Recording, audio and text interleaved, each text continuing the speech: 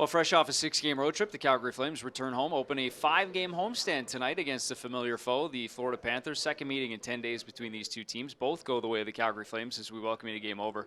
Brought to you by McDonald's. Parker and Meaghan Mikkelson. The subplots, the storylines underneath the storyline here tonight. Matthew Tkachuk makes his return to Calgary, obviously first time as a visitor. What did you make of the evening, the reaction, and inevitably the game? Well, we were talking earlier. I was walking around the dome before the game, and I think that we weren't really sure what we were going to get from the fans tonight, and we saw a little bit of both. And one fan said that they weren't sure before the game if they were going to cheer for him or if they were going to boo him. But we saw both. We saw a little bit of everything, and I think for him as a player, we saw him there helping Elias Lindholm up. That also shows the human side of him. But we saw a little bit of everything. We saw a little bit of offense. He's getting into those dirty areas, trying to be a little bit of an agitator, draw penalties, all of those things from him that we are used to seeing. We saw them. Yeah. But also you have to think that this is probably a relief for him, this game being over. Well, and for the two guys that are obviously on this side of things too, Mackenzie Weegar and Jonathan Huberdeau, they did the Florida return 10 days ago. Now this is kind of out of the way as well and get a pair of wins. So what did we see tonight in terms of offense? 6 goals and obviously a huge first period that kind of set the tone for this game, didn't it?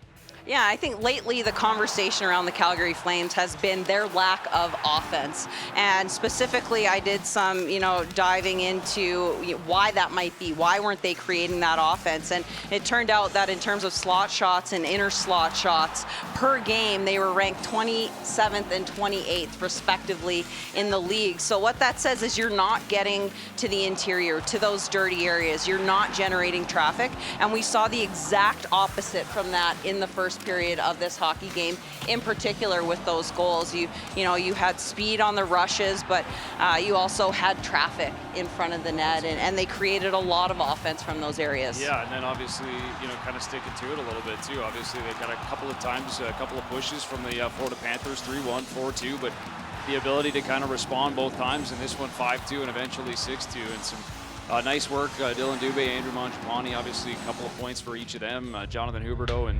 Rasmus Anderson as well, spread throughout the lineup, which is a good sign for this club as this homestand rolls along, doesn't it? Yeah, exactly. And I think that, this is a team that has let games slip away from them probably more than they would have liked this season. And so they know, when that happens, when you get within, 2 goals of, they say that the worst lead in hockey is a 2-goal lead. When they get to that point in a game, they know that they can't let it slip away from them. And we saw character and maturity and a lot of good things in their response. Yeah, no question about it. And obviously it all adds up to a 6-2 win here tonight over the Florida Panthers. And now onward and upward, it's another return of sorts. Is Sean Monahan coming back here on Thursday night as it's a date against the Montreal Canadiens.